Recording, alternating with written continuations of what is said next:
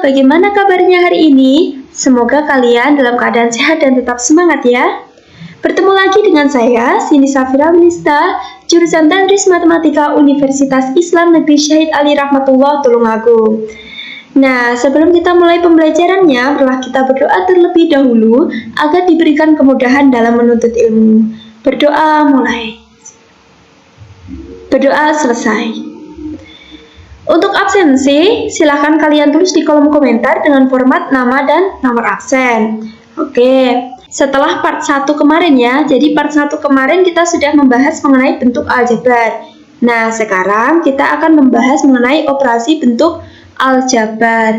Nah, apa sih kaitannya bentuk aljabar dengan operasi aljabar? Bentuk aljabar kemarin kita sudah mengenal mengenai beberapa istilah seperti suku, koefisien, variabel, konstanta, dan juga kita sudah mengenal mengenai suku sejenis. Dari beberapa inilah kita akan melanjutkan ke tahap berikutnya, yaitu operasi bentuk aljabar. Jadi di operasi bentuk aljabar ini nanti akan menggunakan beberapa istilah tersebut. Kalau bagi kalian yang belum menonton mengenai video saya yang bentuk aljabar, silakan kalian tonton terlebih dahulu. Baik, di sini kita mulai ya.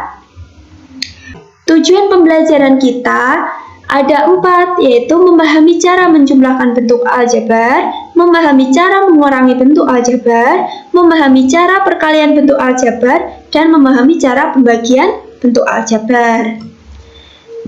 Cara menjumlahkan atau mengurangkan bentuk aljabar. Jadi, ada beberapa langkah yang harus kita lakukan, yaitu ada 3. Jika ada tanda kurung, maka semua sukunya dijabarkan lebih dahulu. Lalu, kumpulkan suku sejenis. Yang ketiga, kita jumlahkan atau kita kurangkan. Oke, kira-kira bagaimana ya contohnya? Mari kita lihat. Contoh, tentukan hasil penjumlahan 13x dikurangi 8y dengan 21x ditambah 9y. Nah, jadi di sini kita kurung dulu. 13x dikurangi 8y, kita tambah dengan 21x ditambah 9y. Oke, jadi tanda kurung ini, kenapa kok harus dikurung dulu? Karena apa? Karena tanda kurung akan mempermudah kita dalam menghitung. Oke, terus di sini kita keluarkan 13x dikurangi 8y ditambah 21x ditambah 9y. Kenapa di sini tidak berubah, hanya kurungnya yang hilang?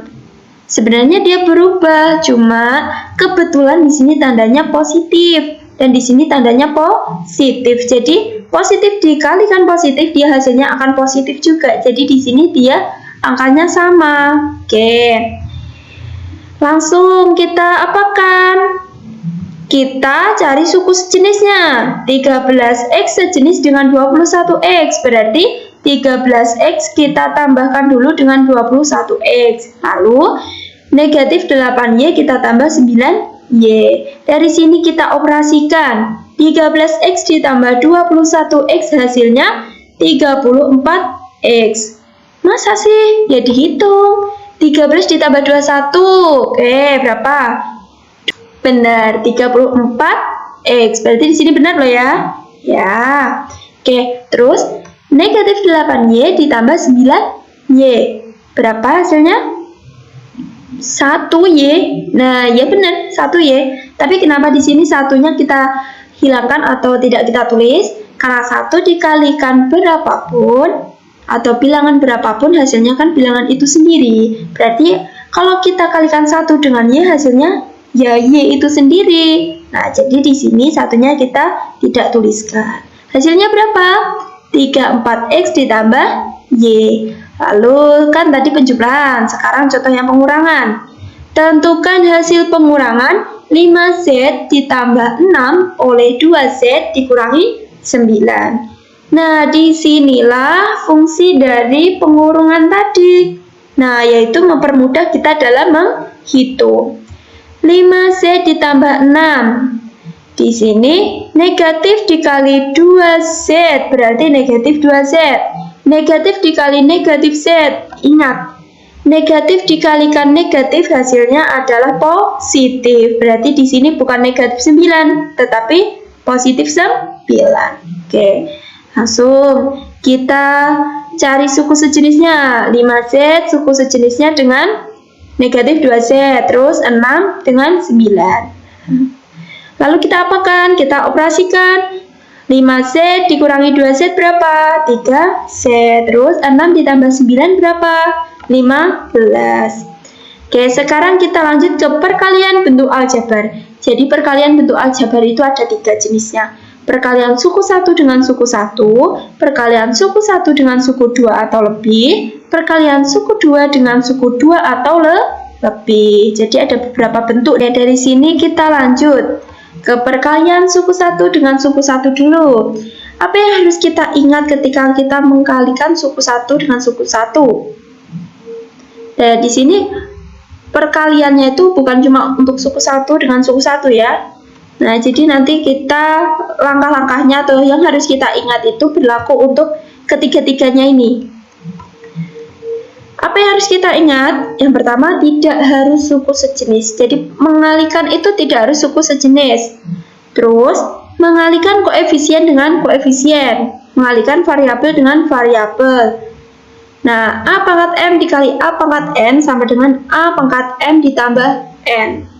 Jadi kalau perkalian itu pangkatnya nanti ditambah. Langsung ke contoh. 3 dikali B. Ingat, perkalian tidak harus suku sejenis, berarti langsung kita kalikan. 3B. Terus negatif 2A dikali 3B sama dengan negatif 2 dikali 3 berapa? Negatif 6. Terus A dikali B kan AB, berarti negatif 6AB. Gampang kan? Lalu contoh yang ketiga, 4P dikali 2P pangkat 2 sama dengan, nah ini menggunakan sifat yang ini ya. Jadi P di sini, nah di sini P pangkat 1, jadi M-nya 1. Terus yang P di sini N-nya pangkat, N-nya berapa ini? 2 kan? Berarti P 1 ditambah 2 berapa? P pangkat 3. 4 dikali 2, 8. Berarti 4P dikali 2P pangkat 2 hasilnya 8P pangkat 3. Oke, sekarang perkalian suku 1 dengan suku 2 atau lebih. Apa yang harus kita ingat? Yang harus kita ingat yaitu sifat distributif. A dikali B ditambah C. Berarti kita apakan dulu? Kita kalikan A dengan B. A dikali B ya, benar. Terus kita tambah A kita kalikan C. Atau A dikali B ditambah C sama dengan AB ditambah AC. Oke, langsung ke contoh. 2 dikali A ditambah 5, berarti 2 dikali A, 2A, terus 2 dikali 5 ditambah 10. Benar ya? Negatif 3A dikali A dikurangi 5, berarti negatif 3A dikali A, negatif 3A kuadrat. Negatif 3A dikali negatif 5 berapa? Negatif dikali negatif kan dia positif, berarti positif 15A. Nah, contoh yang ketiga, negatif M dikali M pangkat 2 ditambah 3M dikurangi 2M, berarti negatif M dikali M pangkat 2 berapa? Negatif M pangkat 3. Terus negatif 3M pangkat 2. Negatif M dikali negatif 2M. Nah, di sini diingat-ingat. Negatif dikali negatif hasilnya positif. Berarti dia positif 2MN. Oke. Sekarang perkalian suku 2 dengan suku 2 atau lebih. Apa yang harus kita ingat? Ya tadi, bentuk tadi. Bentuk yang ini loh, kalau lupa. Nah, yang ini. A ditambah B dikali C ditambah D. Jadi nanti A dikalikan C, terus ditambah A dikali D, terus ditambah B dikali C, terus ditambah B dikali D. Oke, bisa ya. Nanti kalau misal ada yang ditanyakan, kalian juga bisa langsung menuliskan di kolom komentar. Oke, dari sini, tadi ke sini ya, sekarang contohnya. Oke, diperhatikan. Y ditambah 2 dikali 3Y ditambah 5 sama dengan Y dikali 3Y berarti 3Y kuadrat. Y dikali 5 berarti 5Y. Ditambah berapa ini? 2 dikali 3Y berarti 6Y. Terus ditambah 2 dikali 5, 10. Karena di sini masih ada variabel yang sama, maka kita operasikan. 3Y pangkat 2 ditambah 5Y ditambah 6Y kan berapa? 11Y ya. 11Y ditambah 10. Oke. Lanjut ke contoh kedua. M dikurangi 3 dikali M ditambah 7. Berarti kita apakan dulu? M dikalikan M. M pangkat 2. M dikalikan 7. 7M. Tandanya jangan lupa ya. Negatif 3 dikali M. Berarti negatif 3M. Negatif 3 dikali 7. Negatif 21. Karena masih ada yang variabelnya sama, maka kita jumlahkan. Hasilnya M pangkat 2 ditambah 4M dikurangi 21. Kok 4M? Dari mana? Ya ini 7M dikurangi 3M. 7 dikurangi 3 berapa? 4 kan? Berarti 4M. Jangan bingung. Oke, kita lanjut ke A ditambah 4 dikali B dikurangi 3. Ini contoh yang ketiga. Gimana caranya? Ya sama. A kita kalikan B berarti AB. A dikalikan negatif 3 berarti negatif 3A. 4 dikali B 4B. 4 dikali negatif 3 negatif 12. Sekarang kita lanjut ke pembagian bentuk aljabar. Jadi pembagian pada bentuk aljabar itu ada yang pembagian suku 1 dan pembagian suku 2. Apa yang harus kita ingat ketika kita melakukan pembagian bentuk aljabar? Yang pertama, tidak harus suku sejenis. Nah, ini yang penting. Terus, angka dibagi dengan angka. Huruf yang sama dibagi huruf yang sama. Maksudnya huruf yang sama di sini apa dia? Variabel. Benar, variabel dibagi dengan variabel. Lalu A pangkat M dibagi A pangkat N, itu artinya A pangkat M dikurangi N. Diingat-ingat, kalau perkalian tadi dia ditambah, jadi pangkatnya dia M ditambah N. Kalau pembagian dia pangkatnya berkurang, berarti M dikurangi N. Oke. Langsung ke contoh. 8A pangkat 2 dibagi 2A. Nah, di sini 8 dibagi 2 berapa? 4. A pangkat 2 dibagi A. Ingat, berarti A pangkat 2 dikurangi 1. Berarti A pangkat 1. A pangkat 1 tidak harus ditulis A pangkat 1, tapi kita menulisnya cukup dengan A. Jadi hasilnya berapa? 4A. Oke, contoh yang kedua. Negatif 10A pangkat 3 B pangkat 2 dibagi 5AB. Negatif 10 dibagi 5, negatif 2. A pangkat 3 dibagi A, berarti A pangkat 3 dikurangi 1, berarti A pangkat 2. Terus B pangkat 2 dibagi B, berarti B pangkat 2 dikurangi 1, berarti B pangkat 1. Kita cukup menulisnya dengan B. Lalu ke contoh yang ketiga. 6Y dikurangi 8 dibagi 2. 6 dibagi 2 berapa? 3. Jangan lupa di sini variabelnya Y, berarti 3Y.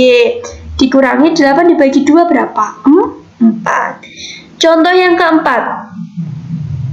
2X pangkat 2 ditambah 7X dikurangi 15 dibagi X tambah 5. Di sini kita bisa rubah bentuk 2X pangkat 2 ditambah 7X dikurangi 15 menjadi X ditambah 5 dikali 2X dikurangi 3. Apakah ini sama bentuk ini? Ya, hasilnya sama. Kita hitung ya. X dikali 2X, dia kan 2X pangkat 2. Terus, X dikali negatif 3 kan negatif 3X. 5 dikali 2X berapa? 10X. Berarti 10X dikurangi 3X berapa? 7X. Benar ya, sama ya dari sini. Terus yang terakhir berarti tinggal ini. 5 dikali negatif 3 berarti negatif 15. Sehingga bentuk 2X pangkat 2 ditambah 7X dikurangi 15 ini sama dengan X ditambah 5 dikali 2X dikurangi 3. Nah, dari sini kan ini ada yang sama. Atasnya kan ada X ditambah 5 dan bawahnya juga ada X ditambah 5. Berarti tinggal kita coret 5. X ditambah 5 ini kita coret, yang atas juga kita coret. Berarti tinggal 2X dikurangi 3. Nah, itu adalah hasilnya. Dari sini apakah ada yang ingin ditanyakan? Jika ada, seperti tadi yang sudah saya katakan, Jika ada pertanyaan, kita tulisnya di kolom komentar. Nah, nanti akan saya jawab satu persatu ya. Baik, dari sini kita simpulkan dulu. Kita tadi sudah dapat apa saja? Nah, kita sudah dapat atau kita sudah mengetahui cara menjumlahkan bentuk aljabar, cara mengurangi bentuk aljabar, cara perkalian bentuk aljabar, dan sudah tahu mengenai cara pembagian bentuk aljabar. Baik, saya harap apa yang sudah kalian pelajari ini bermanfaat dan berguna bagi kalian untuk kedepannya. Dan semoga kalian semua yang menonton video ini menjadi orang yang sukses dan bisa bermanfaat untuk orang lain. Nah, kuncinya apa kalau ingin kita sukses?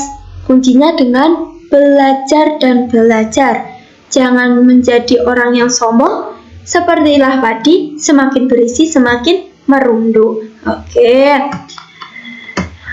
Saya rasa sudah ya. Untuk tugas nanti akan saya kirim melalui WhatsApp group. Jadi nanti sabar dulu ya untuk tugasnya. Dan tugas dikumpulkan pada pertemuan berikutnya dan akan kita bahas bersama-sama. Sekian dulu penjelasan dari saya. Kita tutup dengan baca bacaan hamdalah bersama-sama. Alhamdulillah. Wassalamualaikum warahmatullahi wabarakatuh.